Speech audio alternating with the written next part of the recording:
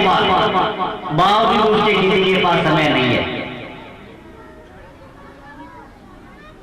कौन सा विद्यार्थी किस प्रकार से पढ़ रहा है, अच्छा पढ़ रहा है या कोई उनकी शिकायत है या उसमें कोई सुधार करना है, तो मैं किसको कहूं? समय नहीं किसी के पास। आज का जो समय है वो शिक्षा के लिए अति आवश्यक है और हर विद्यार्थी को शिक्षा ग्रहण करना जरूरी भी है। लेकिन 10% छात्र ऐसे हैं जो लड़कियों के बराबर प्रतियोगिता में पहुंचते हैं। 90% छात्र है वो छात्राओं से पीछे रह रहे हैं। बार बार कहा जाता है, अभिभावकों को कहा जाता है, बच्चों को समझाया जाता है, उनको कई प्रकार से टैकल किया जाता है, लेकिन आज के समय के अनुरूप जितना शिक्षा में सुधार होना चाहिए वो नहीं हो रहा है। मैं ये नहीं कहता इसी स्कूल में, आप किसी स्कूल में चले जाइए, चाहे वो स्कूल गवर्नमेंट हो या प्राइवेट, 90% लड़कियां हैं वो अपने आप पढ़ाई करती है, 10% लड़कियां हैं उनको पढ़ाने के लिए कहना पड़ता है, उनको शिक्षा के प्रति बताना पड़ता है। लेकिन लड़की 90% है वो शिक्षा से दूर जा रही है। अगर यही हाल रहा तो हमारी शिक्षा की वो दुर्गति होगी जो देखने योग्य नहीं होगी। इसलिए मेरा यही विनम्र निवेदन है अभिभावकों से कि बच्चों की शिक्षा के रूप में विशेष रूप से ध्यान दीजिए। मैं नाम नहीं लेना चाहता, कम से कम 4-5 विद्यार्थी हमारे पास ऐसे हैं जो 10वीं और 12वीं बोर्ड क्लास में अध्ययन करने के लिए आते हैं, जो 1 महीने में 10 दिन घर रहते हैं। जब घर वालों को फोन करते आज कोई जरूरी काम हो गया, कल आ जाएगा, फिर दूसरे दिन एब्सेंट, फिर तीसरे दिन एब्सेंट। और वो विद्यार्थी जो घर पर रहते हो पढ़ाई में कमजोर भी नहीं है, होशियार विद्यार्थी है, लेकिन कोई असर नहीं है। अब की बार हमारे पास वो 10वीं क्लास का जो बैच है पिछले बैच की अपेक्षा काफी कमजोर है। कम से कम 15 विद्यार्थी ऐसे हैं उनके जो हालात है, उनकी जो स्थिति है वो अति दयनीय है।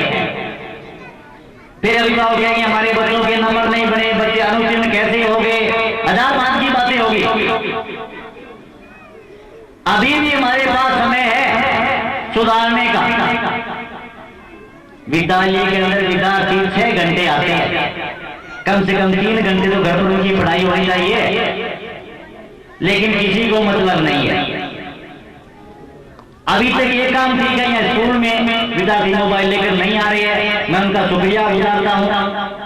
कुछ स्कूलों में मैंने देखा है स्कूल में बच्चों के पास मोबाइल। हालात तो हमारे ये हो गए।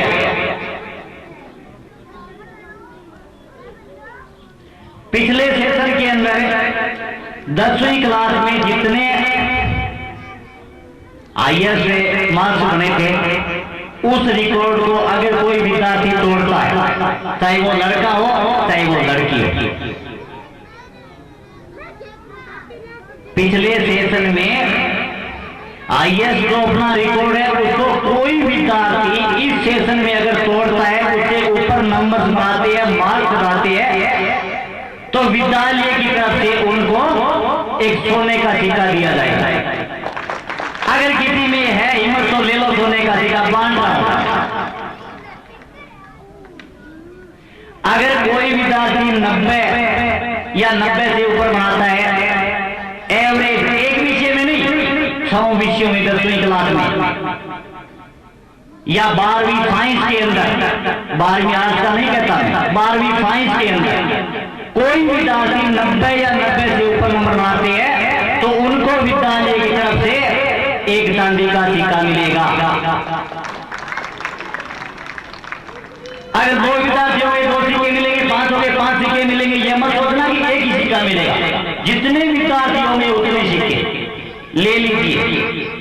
किसी में हिम्मत है हौसला बढ़ाइए और आपस में कंपटीशन उत्पन्न कीजिए, प्रतिस्पर्धा उत्पन्न कीजिए, ताकि अपना भविष्य सुरक्षित हो। आने वाले समय में हम अपने पैरों पर खड़े होकर आसानी से अपना जीवन यापन कर सके। पढ़ाई केवल नौकरी के लिए नहीं होती है, पढ़ाई अपना जीवन आसानी से जीने के लिए की जाती है। इसलिए अधिक समय न लेते हुए मैं सभी से एक ही रिक्वेस्ट करता हूं कि बच्चों की पढ़ाई के ऊपर विशेष रूप से ध्यान दीजिए। अगर हम में कोई कमी है, हमारे अध्यापक में कोई कमी है या किसी से कोई भूल हो जाती है तो आप मुझे बताइए, हम अपनी कमियों को, अपनी भूल को सुधारेंगे। आज का जो प्रोग्राम आप लोगों ने देखा उसमें किसी बच्चे के द्वारा या किसी अध्यापक के द्वारा किसी प्रकार की अगर कोई भूल या गलती हुई है उसके लिए मैं क्षमा मांगता हूं। इसी के साथ जय हिंद जय